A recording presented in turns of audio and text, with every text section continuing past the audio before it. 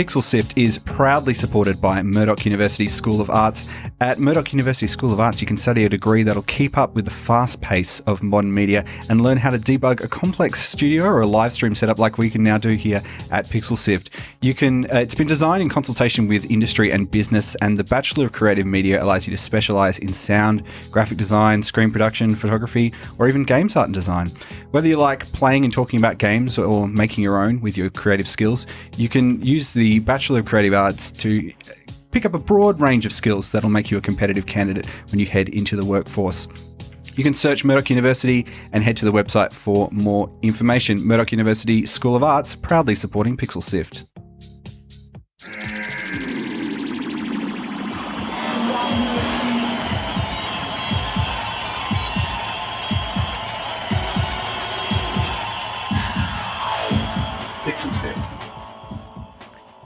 Hello and welcome to the first episode of Pixel Sift for 2018. My name is Gianni, and with me is the only person who's managed to make it out of that holiday period, Mitch. Thanks for rocking up. I'm the only one that left the country as well. How did I get back? You made it back on time. No one else is here. And joining us over the line, we've also got Morgan Jaffit. He's the creative director behind the Hand of Fate series and works at Defiant Development. Morgan, thank you for joining us today. Thanks for having me. It's great to be here. We're going to be good way to kick off the new year. Thank you. Well, we're really excited to hear more about Hand of Fate and Hand of Fate 2 and the board game that you've been putting together, Hand of Fate Ordeals, and everything else that Morgan does, because this is the Morgan show for today, and everything else. But we're also going to be talking about some other stuff, aren't we, Mitch? Yeah, so the PAX floor this year was brimming with couch co-op games. We like them a lot, but are they profitable? It's a good question, Mitch. Are they profitable? Let's jump into our next topic, shall we? Or our first topic. For the first topic for 2018. Let's see if everything works correctly. Hit it. Mitch, what's Discord? Discord is an online chat service that most gamers use. Incidentally, you can also use it to talk to us at pixelsiv.com.au/Discord. Yeah, you can talk about episodes, you can talk about upcoming topics, you can probably even coerce Mitch into playing a game with you online. That's not going to happen. That is going to happen. You're doing it. I'm saying that's happening. Sorry. Yeah, well... Join Discord. You should grow your beard back. pixelsift.com.au/Discord. Mitch, we played a lot of couch co-op games at PAX Australia this year. They're one of our favourite things to play. We do like them very much. And but Morgan, you voiced some concerns over Twitter shortly after PAX this year about the viability of how much money these games can possibly make. How do you arrive at that conclusion? Well, look, there's a few things going on here. And for the record, I love couch co-op games. I have a blast with them. But I think what is really common is that people get a distorted view that what shows well at conferences will therefore be a profitable game. And I want to say at the outset, there are lots of people who are making games for reasons other than to try and make money out of it. Not everybody's running a games business. There are lots of people who make games as a hobby. There are lots of people who make games to achieve artistic ends. If that's what you're up to, go wild. But I do talk to a lot of young developers who really are trying to build their future through the games they make. And they're trying to build games that'll make enough money to pay for the next game, to pay for the next game, to pay for the next game. And if they're doing that with couch co-op games, I think they're on to a pretty tough wicket. You can look at an enormous number of critically acclaimed, really good couch co-op games out of a whole bunch of countries, not just Australia, that have done incredibly well at shows, but then go on to financially find it really hard to move the needle. There are exceptions. What do you think is the biggest challenge for people making that conversion, or what do you think is that issue? Look, I think I can dig into some of the reasons, which is just my theories, but the truth is that you can just look at the results. They don't sell. You only have to look across kind of SteamSpy, which shows a pretty accurate cross-section of what people have bought. It seems like people love to play them at shows. They'd love to play them when they go around to a mate's place, but they won't buy them. They're not when they're browsing through the Steam store and something pops up and it's like couch co-op, they're like, not today. And I think the reason for that is that most people are pretty happy with one or two couch co-op games that they might play with their friends, and they don't feel the need to add a bunch of them to their Steam libraries. Whereas with single-player experiences or online multiplayer experiences, they can chew up a lot of people's gaming time.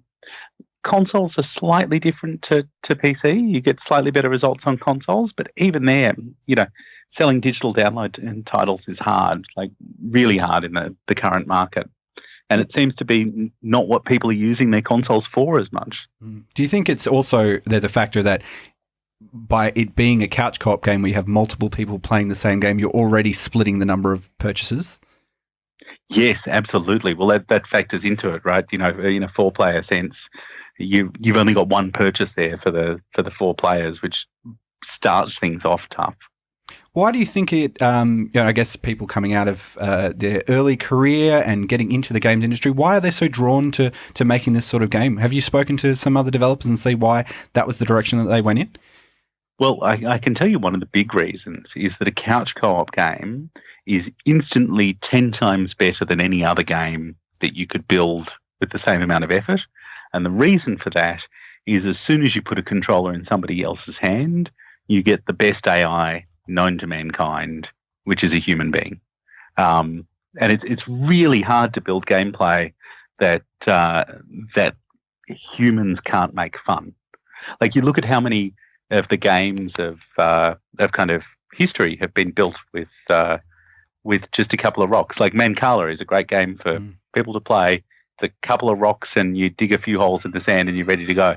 People are incredibly inventive, incredibly capable of coming up with interesting ideas. You give them a couple of inputs on a multiplayer game and all of a sudden it's fun. And it's fun because of what happens on the screen, and it's fun because of what happens on the couch. I can mock you for how foolishly you've done that move. I can find something that's exploitative that enables me to win every time. Then you'll start doing the exploitative thing for me, back to me. And then we start, looking for other edges to get the advantage. It just makes a quick kind of game jam style game into something fun way faster than any other type of game.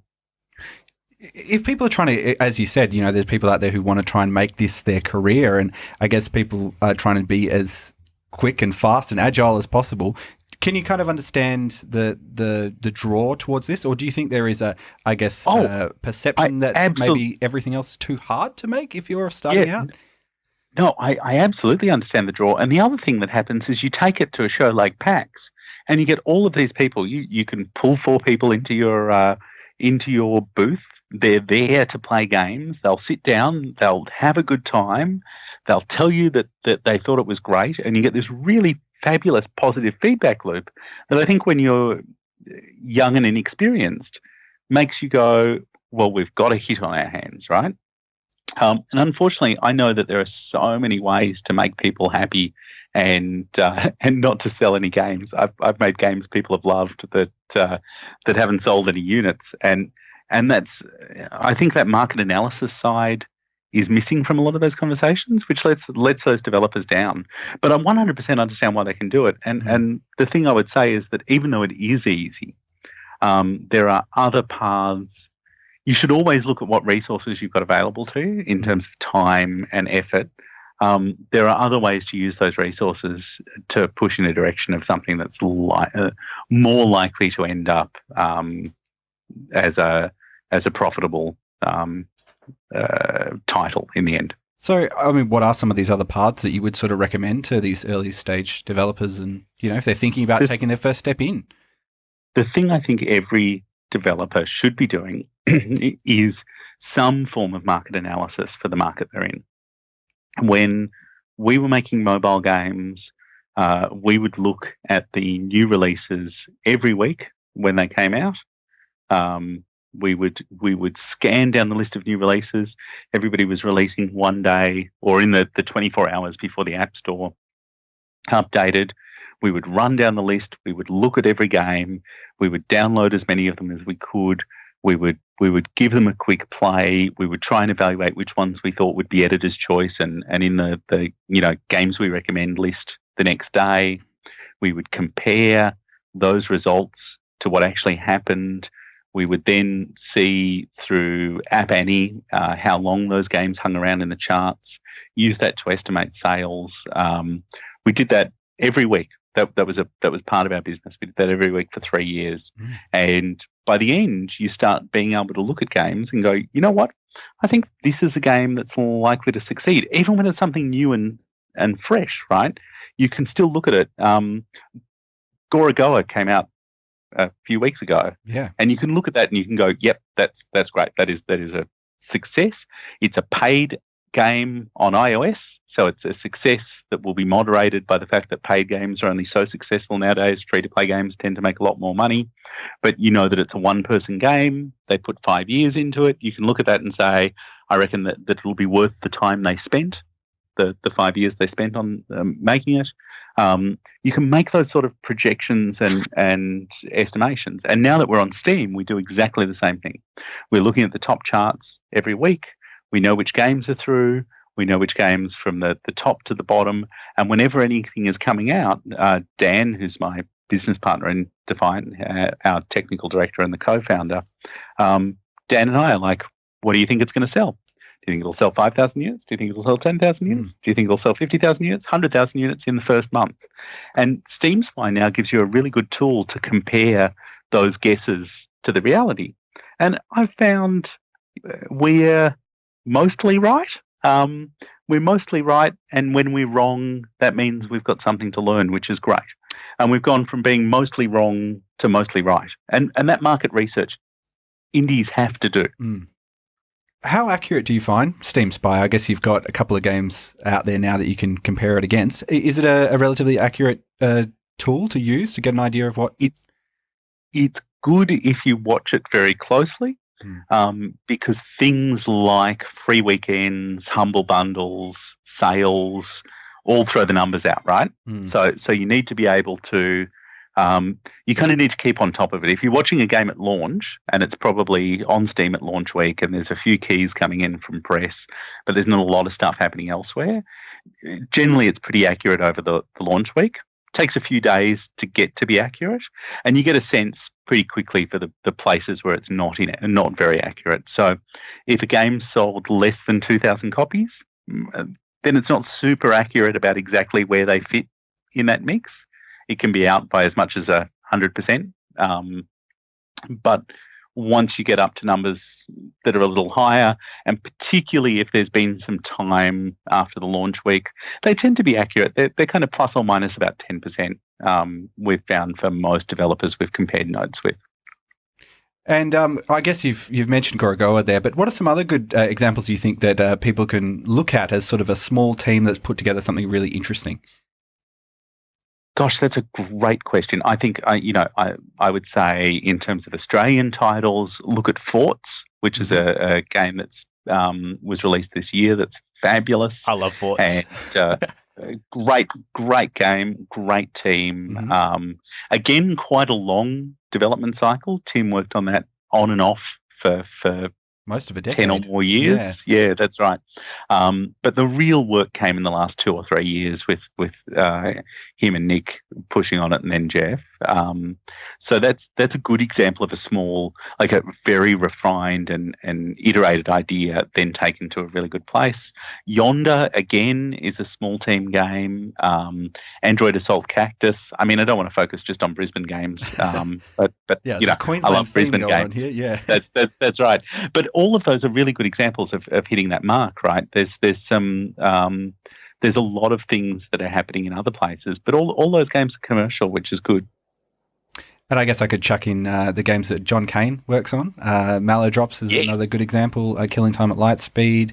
Some other great ones. There's plenty of excellent ones to check out. So a lot of the games that we've covered on our show. Well, Australia's doing amazingly well. I think with this sort of, we've had a number of studios, and I know you've worked at some big studios, Morgan, where people have kind of taken their experience from that, and then now as the scene has sort of developed into this sort of, semi-indie, AA sort of scene that we have, we're seeing people making some really amazing stuff. So I think that's exactly right. It's a great time. The breadth of games doing well and finding an audience is remarkable in Australia at the moment, and something that I think we really punch above our weight on. I mean, you can look at Australian games coming out at the same moment as kind of what were previously big studio titles and outselling them on Steam.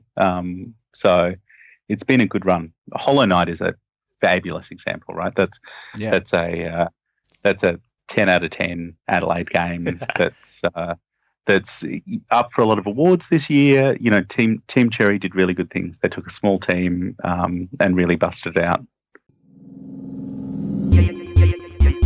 Visit us on pixelsift.com.au. If you're just joining us, we're joined by Morgan Jaffit. He's the creative director at Defiant Development to talk a bit about your game, which is Hand of Fate now, and Hand of Fate 2, which has just come out, the sequel. Now, for people who haven't played your game, what is Hand of Fate all about?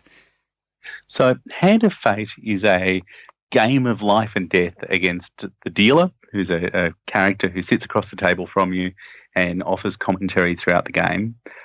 You build up decks of cards, so it's a deck builder game like a Hearthstone, I guess.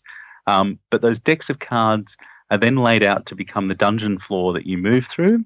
And whenever you reach a combat, the whole game goes from this tabletop where those cards are laid out into 3D environments where you do Arkham style or God of War style combat in order to resolve those encounters.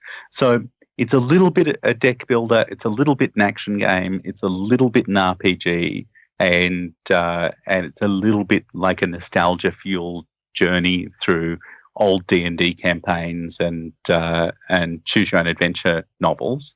And it's not really exactly like anything else, but it's got elements drawn from a whole bunch of places. Well, credit where it's due. I mean, I wouldn't think that any of those things would ever go together, like cards and an action game. I honestly thought they were pretty exclusive of each other, but you've managed to make it work. What was the initial reaction from people when you told them the idea?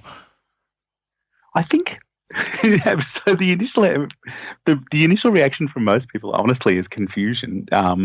And I think that is something that we as a studio actually like, in that we're confident that we can execute and bring ideas together. We knew we'd brought cards into the mix in an action game for a reason, and I'm very happy to dig into those reasons. But we knew we'd done it, and we felt like there was something there. And we also knew that it wasn't 100% clear what the top line sales pitch for this game was. And a lot of us used to work for EA.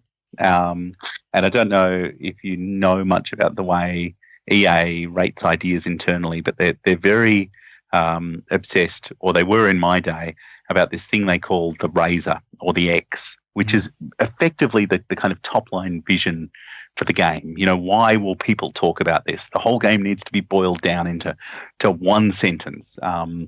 Mercenaries, which Pandemic did, you know, the top line vision for that was it's GTA in a war zone, right? Like top line vision, that's what it is. That's what people want. Let's get it through. And in a lot of ways, us making these weird, baroque, confusing, multifaceted games is a response to that. We didn't want to do something that was simple and summed up in one line. We wanted to do something that was complex and interwoven, because those are the sorts of games that we liked. In so many ways, Hand of Fate is a love song to what we loved growing up. So there's a lot of nostalgia in there. And it's nostalgia from games from the 80s and 90s. It's video games, but also, you know, tabletop games and pen and paper games and board games. It's all of those things pulling in together. So you did mention there that you had a very concrete reason as to why you wanted to include card games, and how did all these little bits and pieces come together, and what was it kind of like to build this game from the initial stages to the point where people can play it and love it?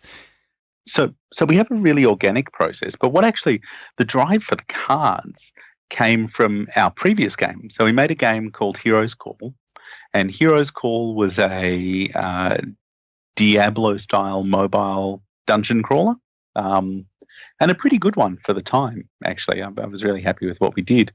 But one of the things we did is we built this kind of mission randomization system that was very deep, and it could take any element of the plot and any map and any set of content and make it level appropriate for wherever your hero was. And what we found is that nobody knew that was going on. Nobody appreciated why it was clever, and everybody just assumed that it was a linear game that we kind of built out in a linear fashion. So when we actually dug into that afterwards, we were like, well, we spent a lot of effort building our randomization systems. Should we just ditch them and make a linear game next, or should we make a kind of complex and procedural game? And if we do, how do we explain that to the players?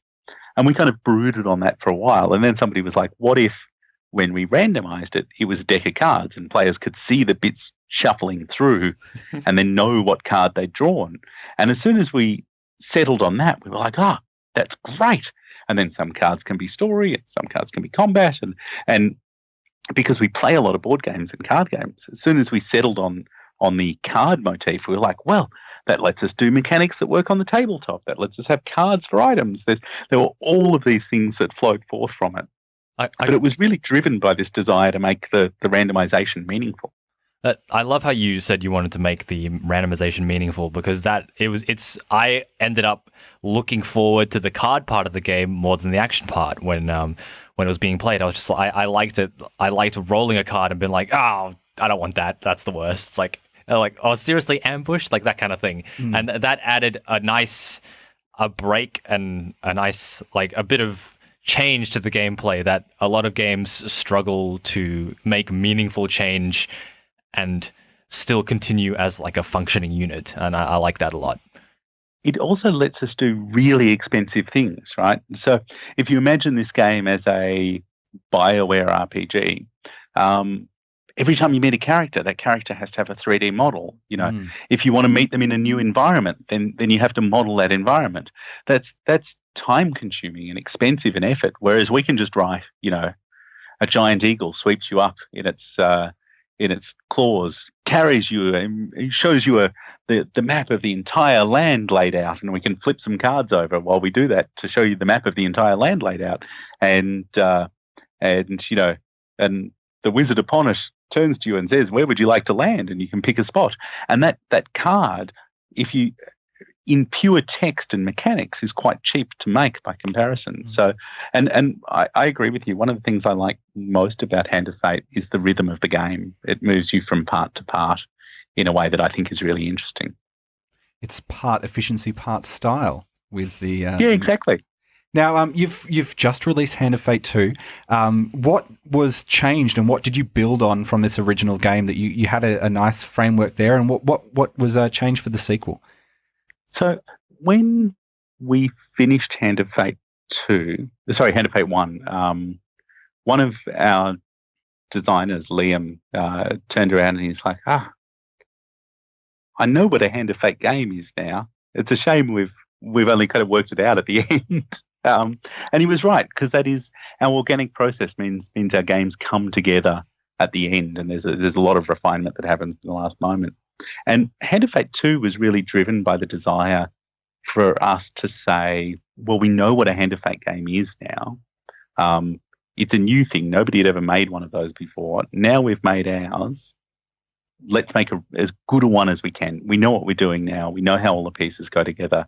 Let's do everything right that we can. And I think I'm really proud of what we achieved with Hand of Fate 2. We've taken a lot of the things that were challenges for us in Hand of Fate 1. We've built ways to make deck building more meaningful, to make the narrative more impactful, to give players real ways to affect the outcomes of their actions.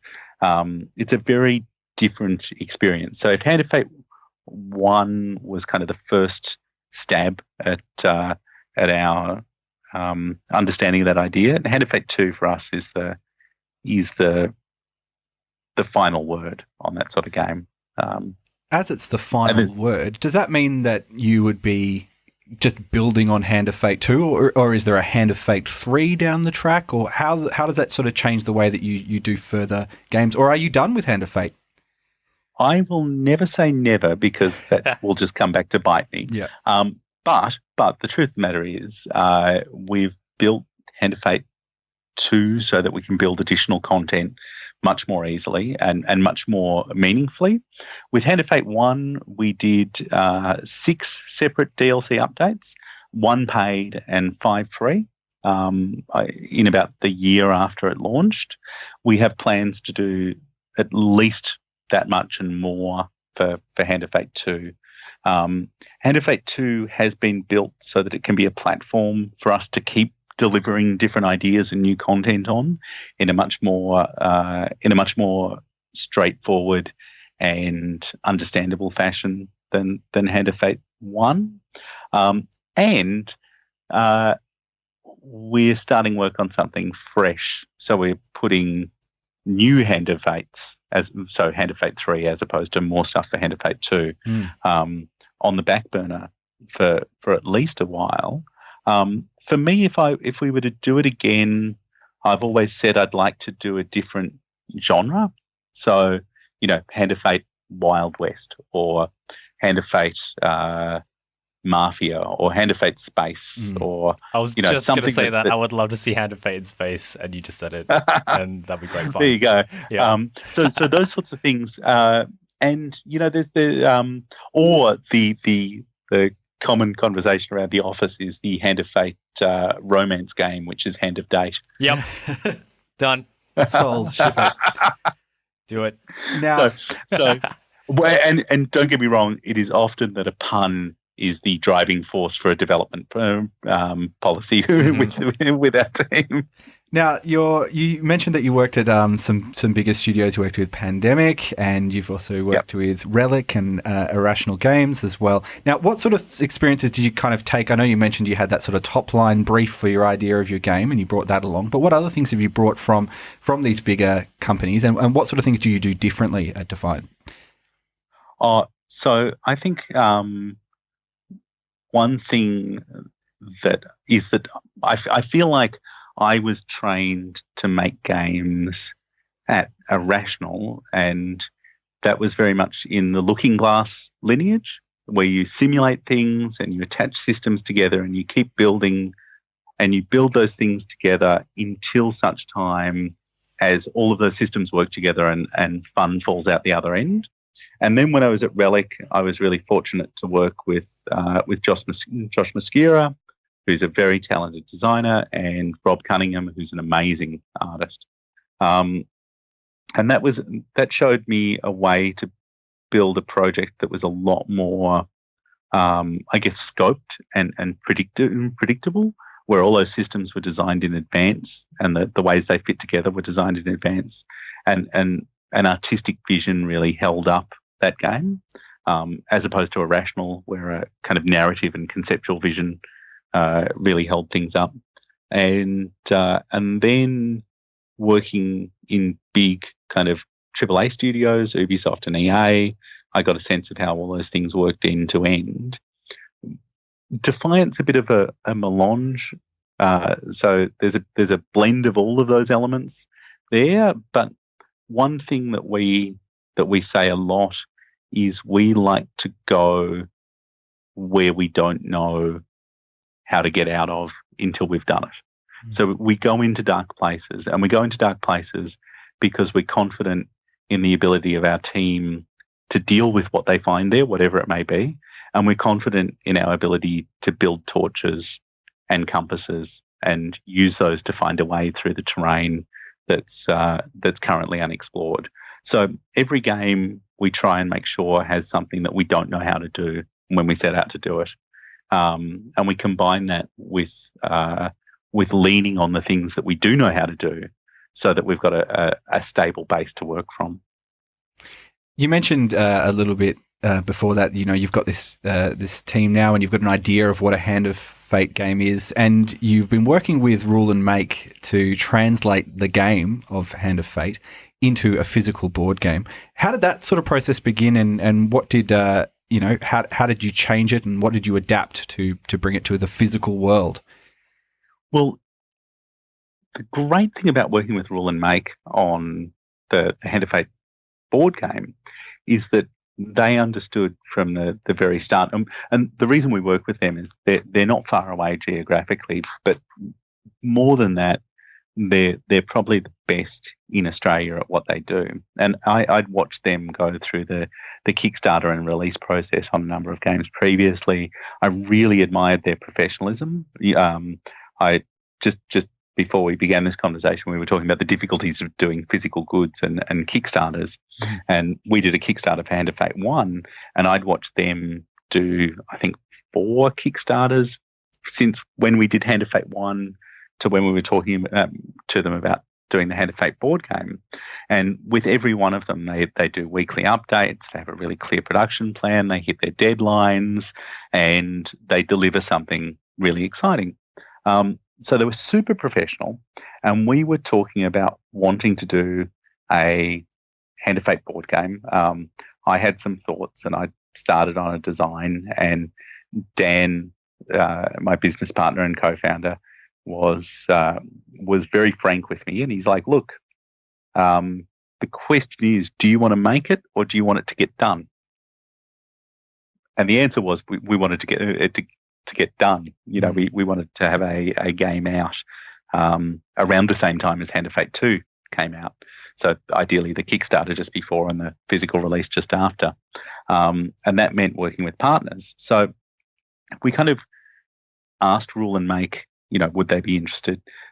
We were really lucky in that both that they were and a designer that they work with, Barantis, had actually pitched Dan at JB Hi-Fi because he worked at JB Hi-Fi like a year earlier before he'd been working with Rule Make. And Dan came in and asked for something, and you know, it was like, "Oh yeah, I make games." And Barantis was like, "Oh, which games?" And it's like, "Hand of Fate." He's like, "I've got this great idea for a Hand of Fate board game." And Dan was like, "Oh, please go at JB, leave me be. I just want to buy my game and run away." Yeah. But he'd been stewing on that idea since. And it was really about drilling into what's Hand of Fate about, and then how do we make a board game that's about the same things, versus how do we translate the Hand of Fate video experience to a literal tabletop experience, which wouldn't have been as much fun as the game that Barantis has built. And I feel like it's super important whenever you make a game for any platform. If you're going to make a mobile game, make a mobile game. If you're going to make a PC game, make a PC game. If you're going to make a board game, make a board game. Lean into what the strengths are. And the Rule Make crew really understand the strengths of board games so much better. And what they've built is a competitive deck builder for up to 4 players that can also be played solo, that has elements of cooperative in it as well, that has campaign modules that allow you to play story campaigns. It's really something impressive, and it's way more than I anticipated, and it does a great job of capturing the soul of Hand of Fate without being too attached to the literal mechanics, which as I say would have created something I don't think would have been nearly as good. How far away is it until people can start, you know, playing it in the real world as well as, you know, playing the digital versions that you have put together? The Kickstarter copies and the crowdfunding, the Kickstarter copies and the pre-orders will be going out. Will be going into production in a month and a bit. So that's the whole process of getting them all made at the factory and getting them shipped out. So it shouldn't be too long after that we're getting them into people's hands. And I think pre-orders are still open, so you can go to handoffateordeals.com and sign up there and get onto that list. And then after that, we'll be moving into our full retail push, and it should be available in stores for people to get their hands on. So, you know, you can jump online, order the board game version of Hand of Fate, and then while you're waiting, you can play Hand of Fate 2 or Hand of Fate 1 on your computer. And if people want to find out more info about that, where's the best place for them to head to, Morgan? Best place is defiantdev.com, which will link to all of those, or at Defiant Dev on Twitter, or Defiant Development on Facebook. all of those places we constantly rattle on about what we're up to. And that's pretty much all we've got time for today. So, Morgan, thank you very much for joining us. It's been a real pleasure to learn a bit about your thoughts on indie development and also the games that you've been working hard on. That's it for our first episode of 2018. Yeah. We've got to say thank you to Murdoch University School of Arts for sponsoring the show.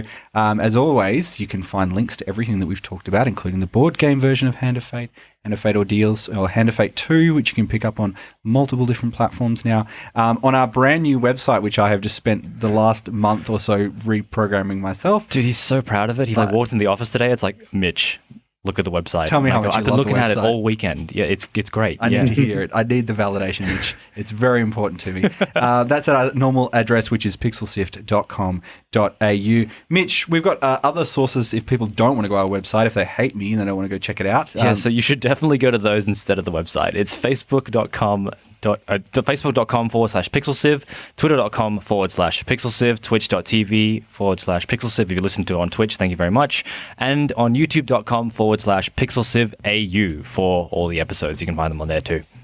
And we've got a stack of other old episodes. You can have a listen to them at your leisure. Yeah. Thank you very much for joining us, Morgan. It was a pleasure to talk to you, and we're looking forward to playing some more Hand of Fate 2 and some Hand of Fate Ordeals.